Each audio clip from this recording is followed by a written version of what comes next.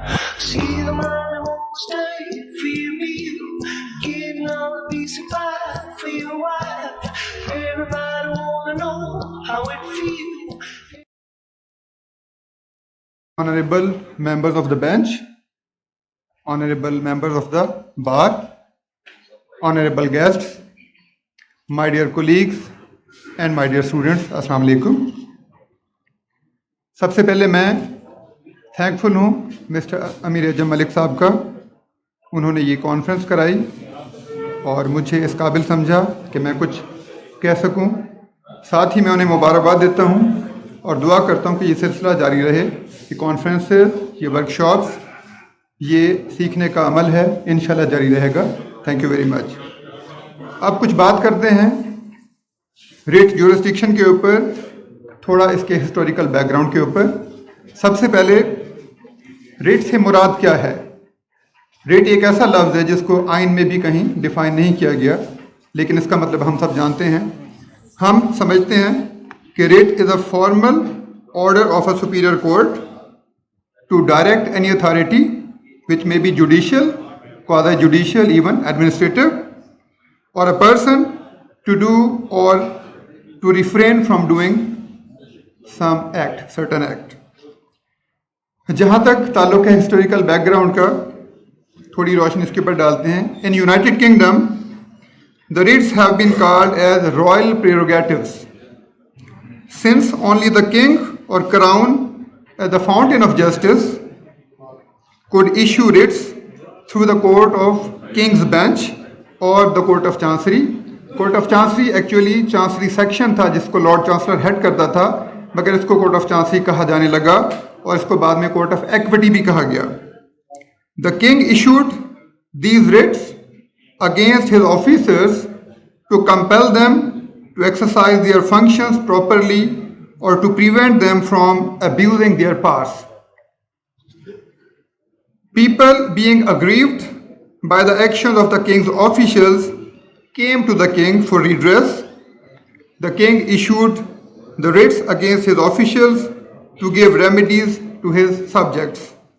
Gradually, as the governmental functions increased and the concept of rule of law emerged and the courts became independent, these writs became the prerogatives of the courts.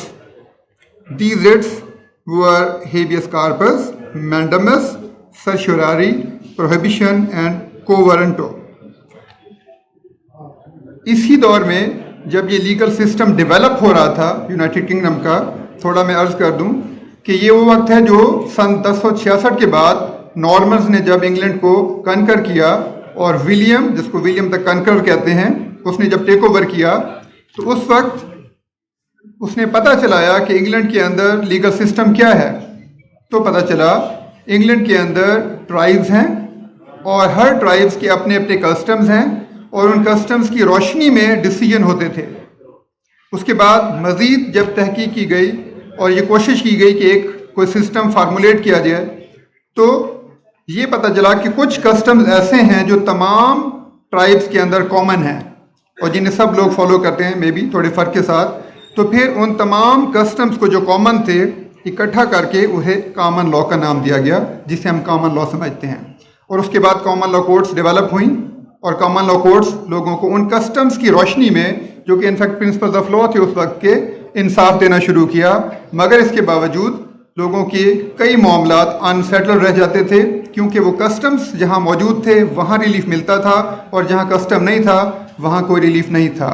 तो ultimately लोग मायूस हुए, लोगों ने बादशाह के पास जाना शुरू किया और उसके बाद किंग ने लोगों को रिलीफ देना शुरू किया थ्रू कोर्ट ऑफ चांसरी। जो मैंने अर्ज़ किया कि एक चांसरी सेक्शन था, तो जब किंग के पास काम का बर्डन बढ़ा, जब शिकायतें ज़्यादा आने लगीं, तो उन्होंने रेफ़र किया कि लॉर्ड चांसलर इन चीज़ों को देखेगा। और फिर चूँकि लोगों को वहाँ से इंसाफ मिलने लगा against the common law courts, तो उसका नाम लोगों ने रख दिया कोर्ट ऑफ इक्विटी। ठीक है, कोर्ट ऑफ इक्विटी या इक्विटी से जो रिलीफ या रेमेडीज़ मिली वो आज भी हमारे लॉज में मौजूद हैं। अगर हम मिसाल लें तो स्पेसिफिक रिलीफ एक्ट के अंदर जितनी रेमेडीज़ हैं दे आर इक्विटेबल रेमेडीज़ और उसका ओरिजिन इक्विटी कोर्ट से जाके मिलता है। इसी तरह जब बाकी मामलात में किंग के ऑफिशियल से जहां लोगों को शिकायत होती थी तो वहाँ रिट्स इशू होती थी और इस तरह लोगों को इंसाफ मिल रहा था। अब यूके के अंदर जो रिट्स की पोजीशन थी, थोड़ा उसके ऊपर मैं अर्ज कर दूं कि in United kingdom history of mandamus began with Bagg's case in 1615, 77 English reports 1271. In this case, a person named Bagg was unjustly removed from his office by the head of the town, ya mayor. The court ordered him to restore Mr. Bagg, otherwise show the court a good reason for his conduct. He failed to satisfy the court and therefore writ of mandamus was issued to restore Bagg. जहाँ तक prohibition की बात है, initially the writ of prohibition was used to limit the jurisdiction of church by restraining it from acting without or in excess of its jurisdiction. Similarly, the writ of certiorari is so named because in its original form it required the king should be certified or more fully informed of the proceedings to be investigated. This writ enabled the Court of King's Bench to control the actions of inferior courts and to make it certain that they should not exceed their jurisdiction. So, certiorari was a judicial writ at initial stage, but gradually the jurisdiction was enlarged to include within its fold all authorities performing judicial, quasi-judicial, and even administrative functions. Earlier, writ of certiorari was used as a writ of error. It was invoked only in criminal matters, but later its scope was extended to civil matters. जहाँ तक को warranto की बात है, originally this writ was writ of right for the king against the subject, any subject who claimed or usurped any office, franchise, liberty or privilege belonging to the crown, to inquire by what authority he supported his claim in order to determine the right. And lastly, the writ of habeas corpus was issued to examine whether a person was illegally kept in custody.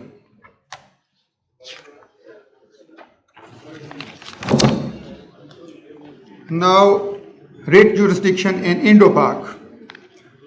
In British India, a Supreme Court was first established in 1774 under the Regulating Act of 1773.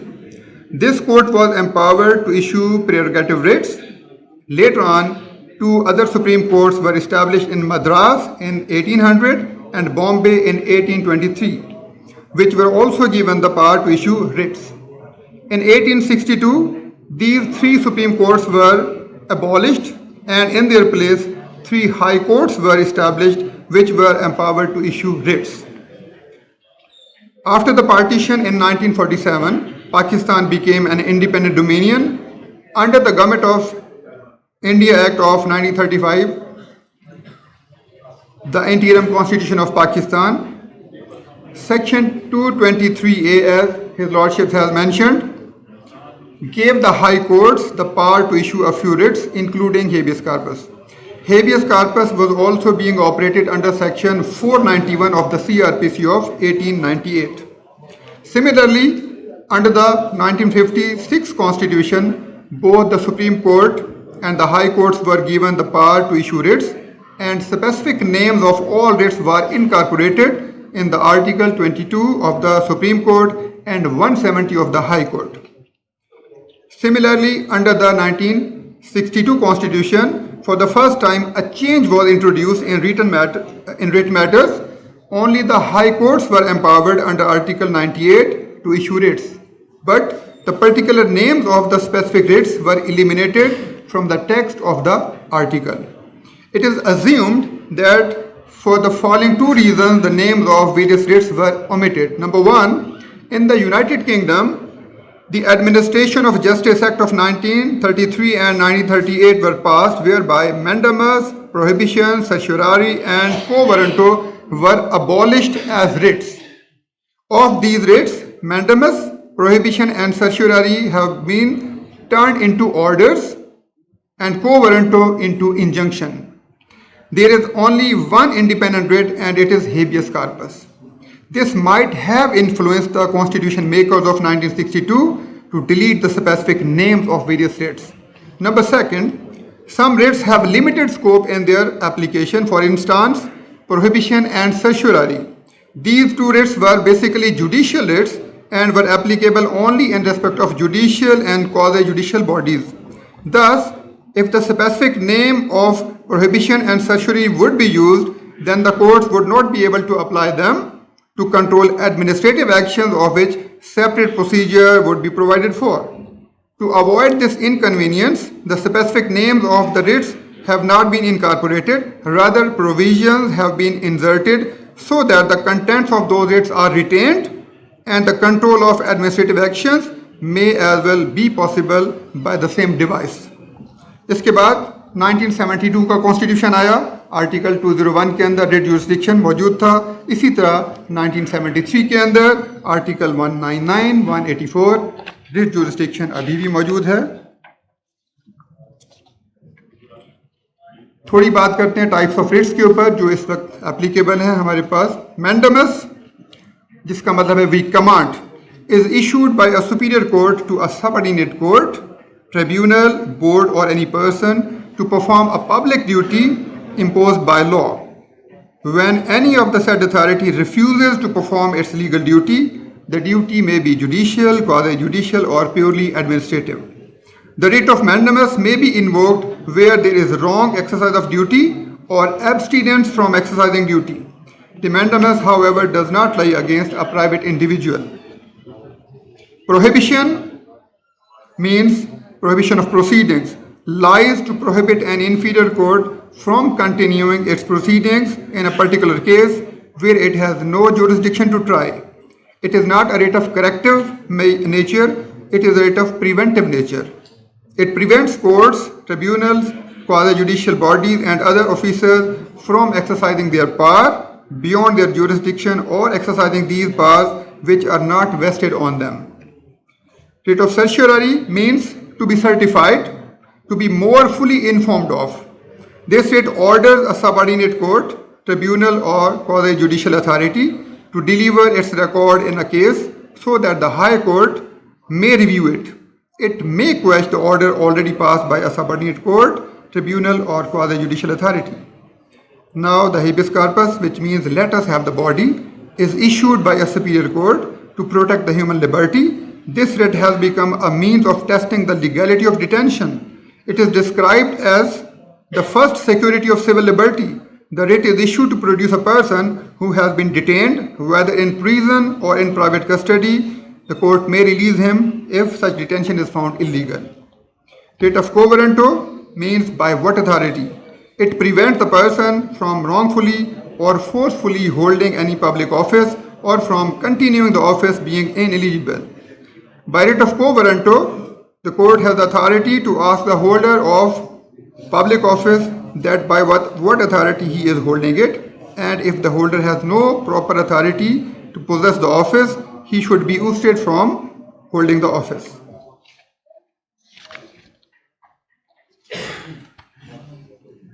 There are certain features of the writ jurisdiction. Number one, writ jurisdiction is an extraordinary remedy. ये एक extraordinary remedy है, ordinary नहीं है, इसलिए speedy भी है और ये बड़ा जल्दी लोगों को रिलीफ मिलता है इसके ज़रिए.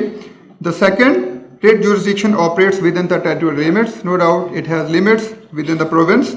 Number third, the nature of writ jurisdiction is supervisory. It examines whether the challenged action is lawful or not. The fourth and very important feature, writ jurisdiction is protected by the basic structure doctrine. अगरचे इसके ऊपर इख्तलाफ किया जा सकता है, मुख्तलिफ आरा मौजूद हैं, बट ये कहा जाता है the powers of the High Court under Article 199 can only be curtailed by the other provision of the Constitution and not otherwise. It means जैसे Asma Jilani versus Punjab PLD 1972 SC 139 कि this special jurisdiction of the High Court cannot be taken away by an amendment to the Constitution. इसी तरह in Abdustar Khan Niazi versus Settlement Commissioner PLD 1974 Lahore 324, it was again held that the constitutional power of the High Court cannot be curtailed or restricted by a subordinate legislation. The principle laid down in Islamic Republic of Pakistan versus Muhammad Wali, PLD 1976, Supreme Court 57, was that the jurisdiction of High Court under Article 199 may be called the conditional jurisdiction because it is dependent upon the other provisions of the Constitution. It was held in Pakistan versus Sayyid Ahmad Khan, PLD 1974, SC 151, that where the jurisdiction of the court is ousted by the Constitution itself, it will be for the court to interpret the ousting provisions. And finally, writ jurisdiction cannot be barred by any statute. कोई भी ऐसा कानून नहीं बनाया जा सकता जिसके अंदर ये कहा जाए कि किसी मामले में किसी कोर्ट को कोई इख्तियार नहीं होगा, इवन देन लिख दिया जाए तब भी इख्तियार होगा. Now there are certain prerequisites of the writ jurisdiction. Number one, it is discretionary. ये कोर्ट की सवाबदीद पे है कि ये किसी केस में कोई रेट इशू करे या ना करे. Nobody can compel the court कि आपने लाजमी करना है. Similarly, it is subject to constitution.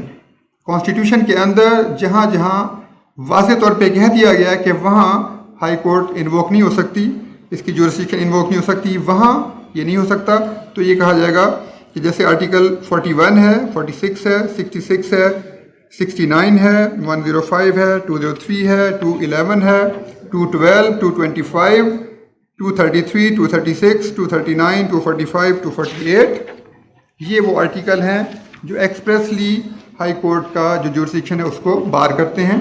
इसके अलावा लेकिन इसके अंदर भी हाई कोर्ट को इख्तियार है कि वो इंटरप्रेट करे कि आया इस प्रोविजन का क्या मतलब है. The next one is locus स्टैंडाई और अ पर्सन बीइंग अग्रीव्ड. कुछ केसेस में ये लाजमी है कि जो इंजर्ड पर्सन है वही कोर्ट के अंदर आए और कोई शख्स नहीं आ सकता, बल्कि कुछ सूरतों में कोई भी शख्स आ सकता है. इसके ऊपर कुछ प्रिंसिपल सेट हुए हैं. मिसाल के तौर पे whether a party is an aggrieved party, it depends upon the case, facts of each case. Nisar Ahmed versus Additional Secretary, Food and Agriculture, Government of Punjab, 1979 का केस है. इसी तरह it is sufficient if the person alleging to be aggrieved has a personal interest in the performance of a legal duty, which if not performed would result in the loss of some personal advantage. Irshad Ali versus Pakistan, PLD 1975. Similarly, a relative may be an aggrieved person in certain cases. Province of East Pakistan versus Hira Lal, 1970, and Nusrat Bhutto versus Chief of Army Staff, 1977. An aggrieved person has been defined as a person who has a legal grievance against whom a decision or order has been pronounced, which has wrongfully deprived him of something or which has wrongfully affected his title to something. ये held हुआ Salam Mohammad Abdul versus chairman PLD 1965 Dhaka 231. A person is aggrieved if he had an interest which is lost due to the failure to observe the law by a public functionary or authority. Begum Nazir Abdul Hamid versus Pakistan 1974. A person is aggrieved if his legal right is denied by some authority which was duty bound to perform something related to such right. PLD 2000. The next one is prerequisite is there must not be an alternative remedy. अगर alternative remedy नहीं है तो jurisdiction invoke होगा. और क्या है? Alternative remedy means a remedy which is adequate, efficacious, expeditious, inexpensive, appropriate, convenient, beneficial and effective. और ये held हुआ अब्दुल बाकी versus Superintendent of Jail Much, PLD 1970. The last one is subject to the petitioner conduct of the petitioner. ये जो high court का jurisdiction है, it is available subject to the conduct of the petitioner. उसमें number 1 है bona fide case. Case ऐसा हो जो कि अपेरेंटली बनता हो. अगर उसके अंदर कुछ छुपाया गया है, कोई कंसीलमेंट है, कोई मैनोवर किया गया है, तो हाई कोर्ट रिफ्यूज कर सकती है. Similarly, he who seeks equity must do equity. The person seeking equity must do equity. It is not just the clean hands, but also clean mind, clean heart, clean objective that are equi-fundamental of judicious litigation. Jurisdiction of court should not become a source of abuse of process by law of the disgruntled litigant. Waqar Haider Butt versus Judge Family Court 2009 SCMR 1243. He who comes to equity must come with clean hands. No litigant can play hide and seek with the courts or adopt pick and choose. True facts should be disclosed as the court know law but not facts. One who does not come with candid facts and clean breast cannot hold a writ of the court with soiled hands. ये held हुआ KD Sharma versus steel authority of India limited 2008. There must not be unnecessary delay. If a party is not prompt and diligent in pursuing the constitutional remedy, the court can refuse to exercise constitutional jurisdiction. Fazlur Rahman Mahmood versus Additional Settlement Commissioner Land 1984 CLC 1100. ये थी कुछ गुजारिशात और आखिर में मैं एक छोटे से वाक़े से इख्तिताम करूँगा. वो ये है कि कुछ अर्सा पहले यूनिवर्सिटी में किसी स्टूडेंट ने अप्लाई किया दाखिले के लिए और एडमिशन उसका मेरिट पे बनता था, जो नहीं हुआ और अल्टीमेटली वो स्टूडेंट हाई कोर्ट में आए कि उनका दाखिला उनसे कम नंबर वालों का दाखिला हो गया और उनका नहीं हुआ. तो बजाय इसके कि एक डायरेक्शन होती, वो केस दोबारा चला गया यूनिवर्सिटी के पास और फिर सेमेस्टर गुजर गया, वो फैसला नहीं हुआ. तो जब इस तरह के केसेस होते हैं तो फिर वो स्पीडी रेमेडी होना मीनिंगलेस हो जाता है. तो बेहतर है कि इसके ऊपर भी हमें गौर करना चाहिए कि बहुत सारे केसेस में जब हम वापस डिपार्टमेंट को मामला भेजते हैं जहाँ पता होता है कि एक अबनॉर्मलिटी हुई है, तो एक डायरेक्ट हमें डायरेक्शन देनी चाहिए. Thank you very much.